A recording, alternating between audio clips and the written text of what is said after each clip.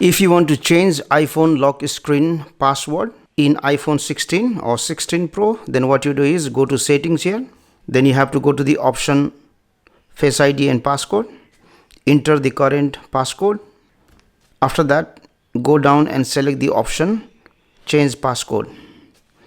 Now you have to again enter the current passcode, and then you have to enter a new passcode. Here you have the option passcode options.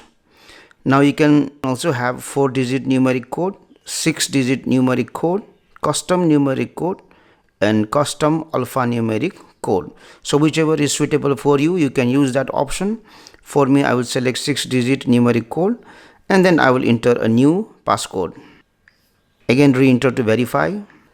It takes few seconds and your passcode will be changed. Thank you for watching the video. Please comment in the box below if you found this video helpful.